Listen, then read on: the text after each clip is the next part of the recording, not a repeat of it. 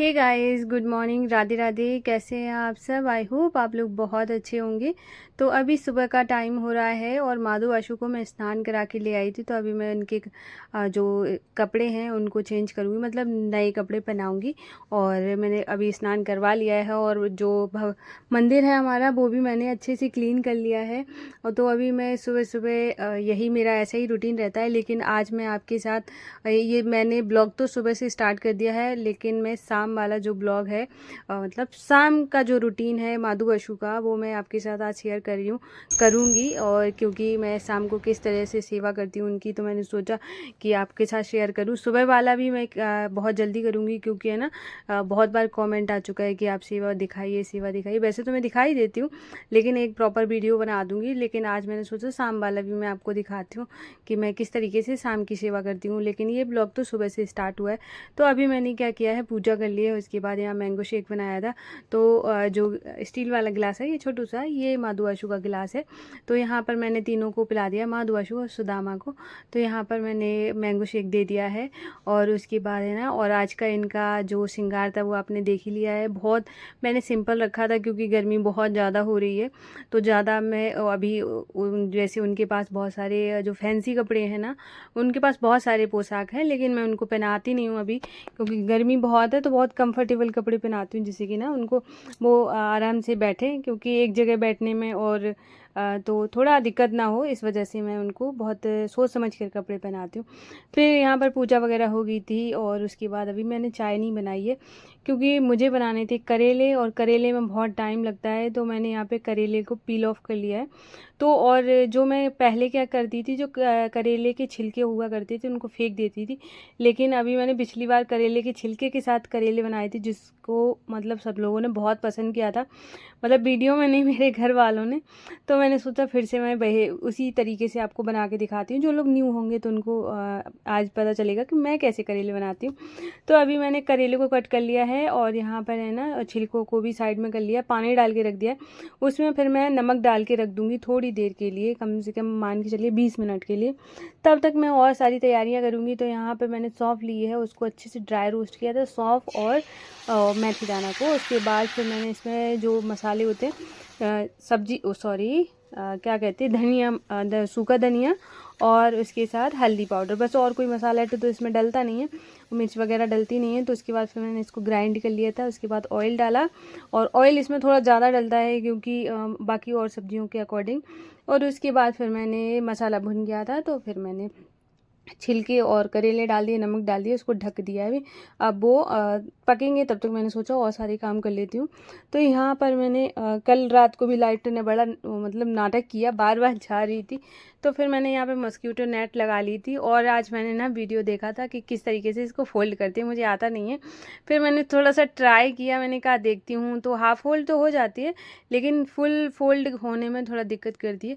तो मैंने सीखा, उसके बाद बहुत ट्राई किया, लेकिन वो फोल्ड नहीं हुई। तो मैंने ऐसी उठा के रख दी थी, क्योंकि जब हो ही नहीं रही थी मैं इतना जोर लगाया, लेकिन हुई नहीं। फिर उसके बाद मैंने चाय बना ली थी। तो चाय पीने के मैं यहाँ पे आ गई हूँ चाय लेकर। और आप देख सकते हैं गर्मी कितनी ज़्यादा हो रही है। और मैं मतलब जो चाय लवर है ना, वो मैं आज सोच रही थी कि मैंने कहा कितनी भी गर्मी पड़ जाए, लेकिन जिनको चाय पसंद है ना, तो वो चाय तो पीता ही है, चाहे फिर कितनी भी गर्मी क्यों ना हो, कितना भी पसीना आ रहा हो। लेकिन चाय बहुत सुकून देती है, सारा काम करने के बाद जब आप चाय पीते हो। तो यहाँ पे मेरा अभी तो काम बहुत सारा पड़ा है। अभी तो करेले भी नहीं बने हैं, और बहुत टाइम लगता है करेले बनने में। तो यहाँ पर मैं चाय पीऊँगी, चाय पीने के बाद फिर मैं आपको करेले दिखाती हूँ। तो यहाँ पर करेले मुझे बाद में याद आया, जब पापा और बाकी भैया वगैरह ने सबने खाना खा लिया, तब मुझे याद आया, मैंने तो करेले दिखाए नहीं। तब ये जो मैंने बोल में करके रखे थे वही मैंने आपको दिखाए। बहुत क्रिस्पी करेले बने थे, बहुत ही अच्छे। तो यहाँ पर अब ये हो गया है शाम का टाइम। उसके बाद मैंने माधु आशु को दूध रोटी खिलाई थी, और बाकी लोगों को खाना खिलाने के बाद सब दोपहर का काम ख़त्म करके अब ये हो गया है शाम का टाइम। तो शाम का मेरा कैसा रूटीन रहता है माधु आशु के साथ, तो मैं आज आपके साथ शेयर कर रही हूँ। तो यहाँ इससे पहले मैंने झाड़ू वगैरह सब लगा दी थी शाम को, जो कि मैं लगाती हूँ। उसके बाद फिर मैंने हाथ मुँह धुला और अपने हेयर कॉम किया, थोड़ा सा रेडी हुई, और उसके बाद बारी आती है चाय बनाने की। क्योंकि मैं शाम को चाय ज़रूर बनाती हूँ। जो लोग चाय पीते हैं उनको पता होगा कि मतलब सुबह शाम की चाय तो मतलब चाहिए चाहिए। तो मैंने यहाँ पे सबसे पहले ना मैं अपने लिए चाय बनाऊँगी और माधु बाशु और निष्ठू को दूध दूँगी। तो यहाँ पे ना मैं छोटे छोटे से ना बॉर्नवीटा के पैकेट लेकर आई थी। तो यहाँ पर क्योंकि बहुत जल्दी है ना वैसा हो जाता है, और निष्ठू का थोड़ा सा टेस्ट ऐसा रहता है, कभी मन करता है पीने का, कभी नहीं करता है। तो मैं बड़ा वाला नहीं लिया, छोटा लिया है। तो यहाँ पे मैंने माधु आशु के लिए है और निष्ठू के लिए दूध ले लिया है।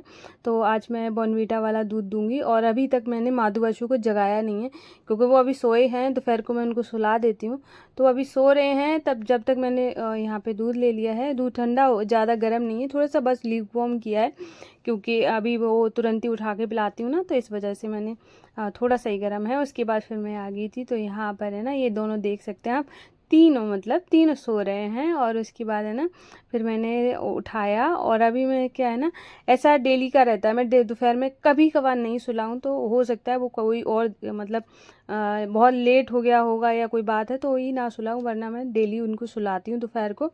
फिर उठने के बाद फिर मैंने उनको दूध दे दिया था। उनको दूध देने के बाद फिर मैं अपने लिए चाय बनाने लगी थी।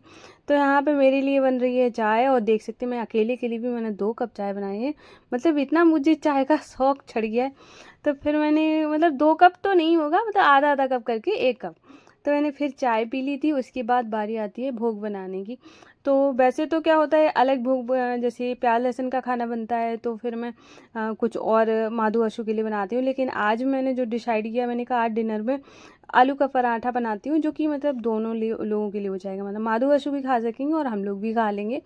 और वैसे मैं पहले जब मैं माधु आशु का भोग नहीं लगाती थी तब मैं इसमें ना अनियन काट के भी डाल देती थी, लेकिन अभी मैं नहीं डालती हूँ, मैं ऐसे ही खा लेती हूँ। तो अच्छा अच्छा बनता है जैसे।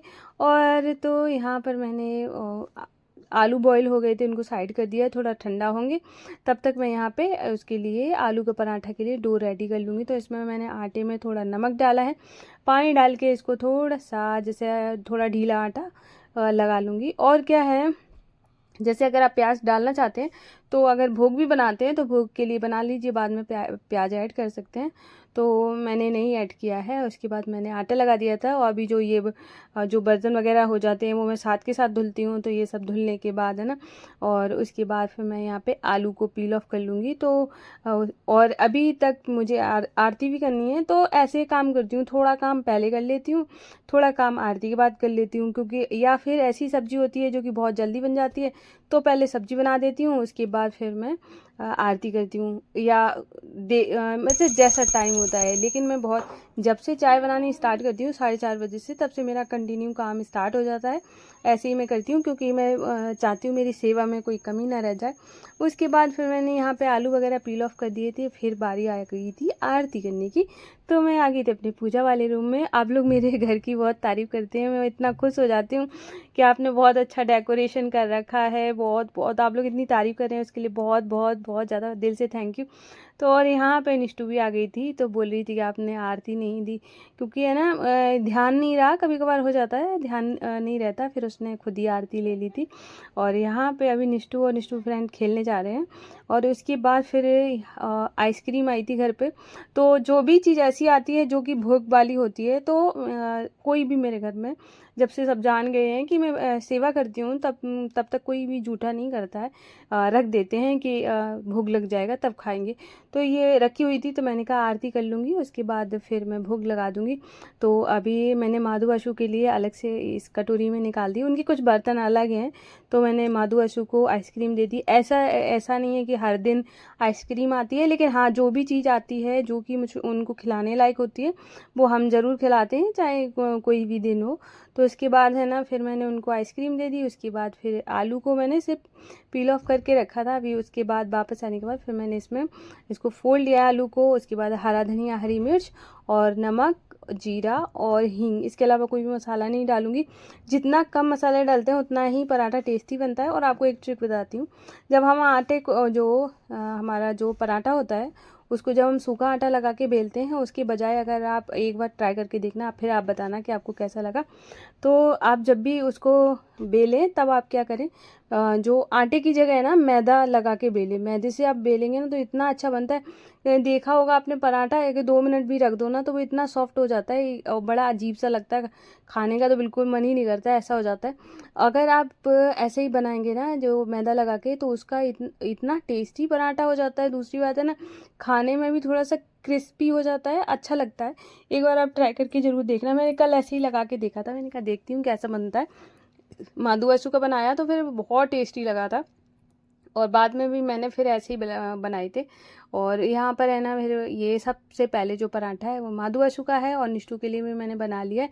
तो ये रहा इनका भोग, जिसमें है दही और साथ में है आलू का पराठा। और ये दही मीठा दही है और मीठे दही के साथ ही मैं देती हूँ। तो यहाँ पर मैंने तुलसी दल डाल दिया है। उसके बाद मादू आशू ये बैठे हुए हैं, अभी यहाँ पे खाएंगे। खाना खिलाने के बाद फिर मैंने इनको सुला दिया है तीनों को। और ये वाला ब्लॉग मैं यहीं पे एंड करी हूँ। और आप लोग बताना कि आपको मेरी सेवा कैसी लगी। अगर पसंद आई हो तो प्लीज़ वीडियो को लाइक करना, अगर न्यू हो तो मेरे चैनल को सब्सक्राइब करिएगा। और मैं मिलूँगी कल न्यू ब्लॉग में। राधे राधे, जय श्री कृष्ण।